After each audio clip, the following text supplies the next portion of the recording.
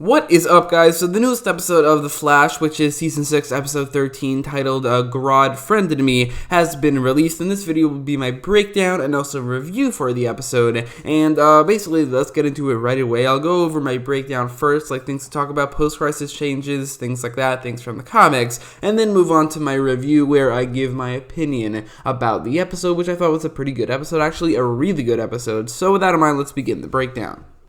So right off the bat, something that was actually like extraneous from the actual episode was the title Grodd Friended Me, which is a reference to the TV show God Friended Me, which has a connection to The Flash in two ways. One, it's produced by Greg Berlanti, who does produce The Flash, and also the other Arrowverse shows. And also it stars Violet Bean, who on The Flash plays Jesse Quick. I thought that means that Jesse Quick might appear in this episode. However, she did not end up appearing, and it's possible since Earth 2 was destroyed in the crisis, and now everything's different, that she just doesn't exist anymore. But that's the first reference, and that's before the episode actually came out. So, right at the beginning of the episode, we get a lot of post-crisis changes, because that's something that the beginning of the episode focuses on a lot, Barry's frustration with the changes to the crisis. And the first thing we see is that the graveyard that Barry's parents were buried in is no longer there. The same exact location that we've been to a couple times in the show is now a parking lot instead, and the graveyard is not there anymore. We learn later that the graveyard is just in a different location, or Barry's parents are buried somewhere else. It's not like they were never buried or anything, because it does seem like their Earth 3 doppelgangers do live on Earth Prime now, but they do live here as well. So the graveyard is still around, but it's just not in the same location, which we actually get another city change a little bit later, where Barry runs to 52nd and Broadway Street. I'm pretty sure it was exactly that, and not expecting a train to come by, because he thought it was not a train track, but it turns out now it is. I will say that in this exact moment, when Barry, like in the millisecond he appears, a train appears. I thought he got hit. I honestly thought he got hit like in Spider-Man Far From Home when Spider-Man got hit, where the train just came out of nowhere. But instead, in true Flash fashion, he just vibrates through it, which I thought was pretty cool because of how quickly that all happened. Before we actually get to the train, we get the return of a classic Flash villain, a villain who debuted in Season 1 and we haven't seen since Season 2, and that's Hartley Rathaway, aka Pied Piper. The reason he hasn't been a villain, at least since Season 2, is because in the flashback episode of Season 2, Barry went back to the past, to the episode where he debuted, and these series of events turned him into an ally instead of a villain. We haven't seen him since for some reason, but this is his return. And as it turns out, the crisis basically made it so that flashback episode never happened, and Pied Piper is still a villain, which I am a fan of. I don't really love the idea of villains who maybe haven't had that many storylines becoming heroes. Like, even in this episode, I don't love the idea of Grodd becoming a hero, but I think other villains like even Killer Frost, Captain Cold, Heatwave, the characters who are now very prominent heroes who should be villains, I'm not a fan of them being heroes now. So honestly, I would have not minded if the crisis changed all of that to make all of those heroes villains again, like it did here with Pied Piper. So that's basically it for the beginning of the episode, post-crisis changes, which is a little disappointing. I mean, we did get like one character revamp and then two locations in Central City that are different. But considering the concept of the episode being that Barry is very frustrated with the post-crisis changes, or at least the concept of the beginning of the episode, I would have expected more. I mean, we got 3 here out of the, I think it was 3 trillion that Gideon mentioned. But speaking of Gideon, this episode saw Barry try to create her a little bit more. I mean, we learned in Season 1 that Barry would eventually create Gideon, something that they never got back to at all until Season 6, Episode 2, where he made this this tiny little Gideon in his ear. We haven't seen that at all since then, but now we get 11 episodes later, we get him trying to upgrade Gideon, and it seems like he's also going to be getting the help of Chester Runk to do exactly that. Speaking of Chester, he also learns that Barry is the Flash in this episode.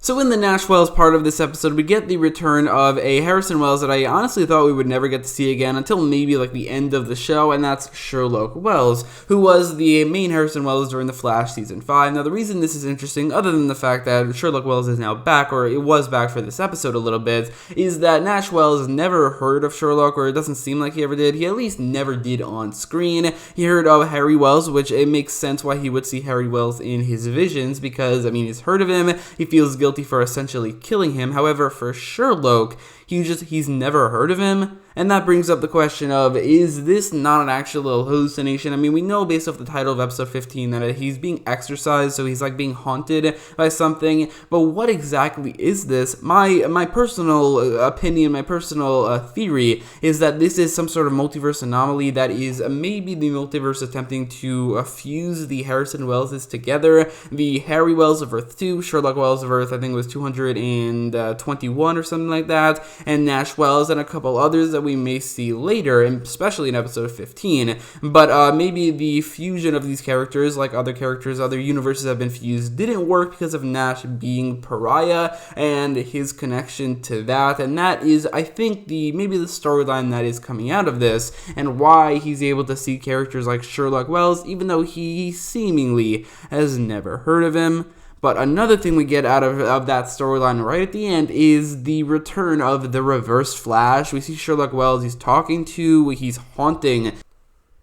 Then his eyes start to glow red, his face starts to vibrate, and finally the Reverse-Flash music starts to play, all hinting that the Reverse-Flash is going to be returning, or he has a connection to this storyline, which is topped off by the fact that Sherlock Thawne says he is coming, which, I mean, what else can that be other than the Reverse-Flash? Now, I'm hoping the Reverse-Flash doesn't end up being the actual main villain of the second half of the season, because he did that last season, and I think that I'd rather see something new this time around, but I think this does mean that he is maybe returning in the future, possibly in episode 15, and maybe then in season 7. So getting to the Grodd part of the episode, we do get a couple interesting things from this, like breakdown things. Again, I'm going to get to my review in a minute, but in terms of the breakdown, first of all, we learned that Grodd was not affected by the crisis, something that Grodd himself called the crisis on Infinite Worlds, which, I mean, up until this point, the crisis has been called the crisis. According to the Arrowverse wiki, it's called the Anti-Monitor Crisis, but something that it's never in canon to be called is Crisis on Infinite Earths, the crossover title. But this is the closest we've ever gotten to that, Crisis on Infinite Worlds, according to Grodd.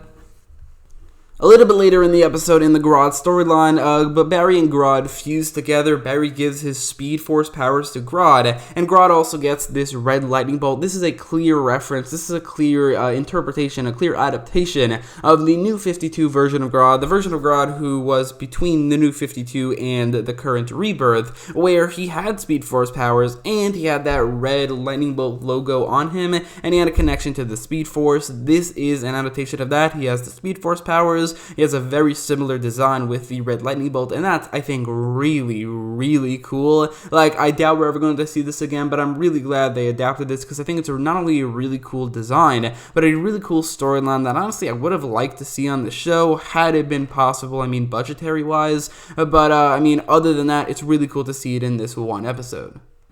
So other like little things are in the Grodd storyline. Right at the end, Barry says, "Run, Grodd, run." Obviously a variation of the "Run, Barry, run" line, which, I mean, this is a variation I never thought we'd hear. "Run, Grodd, run," but that's definitely an Easter egg there.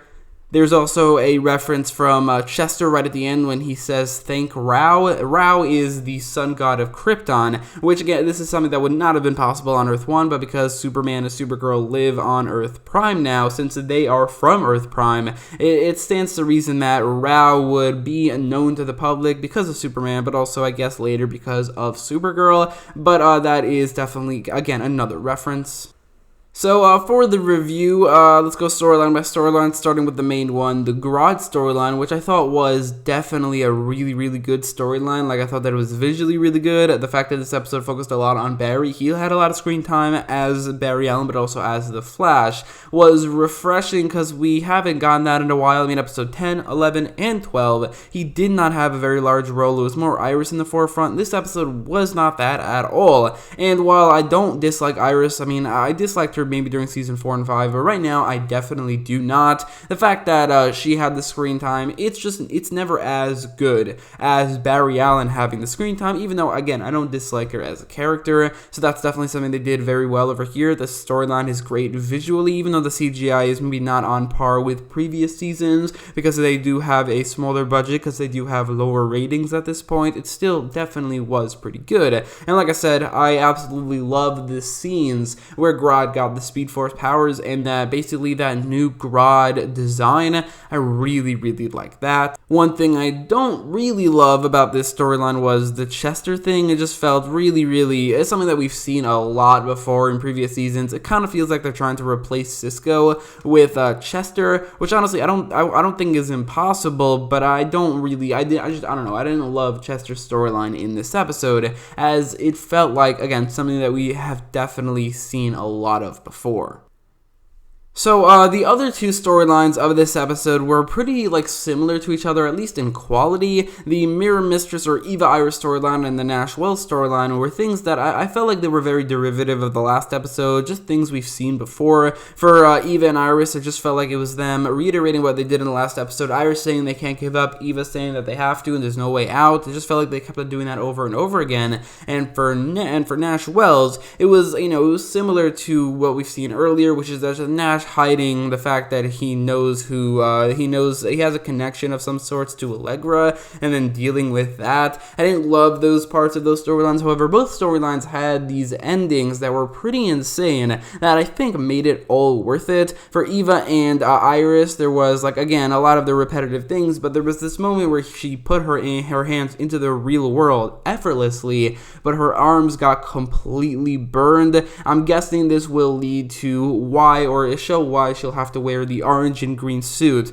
that the Mirror Master has on the comics to just keep her alive in the real world. That was the beginning of that, but then there was a little bit later where she's talking to Iris, she's all innocent and all, but the second Iris leaves the room, she turns completely insane, or it seems like she turns sinister, like maybe she's already a villain, and then she talks to the mirror version of Iris like she's working with her. It's a pretty insane ending that I really did like, even though I definitely kind of expected for Eva to be putting on an act, because I mean, who else would have brought Iris into the mirror world? But I definitely think that in the moment it was a very well handled twist of sorts, that it turns out Eva is just putting on an act and she's just messing with Iris this entire time.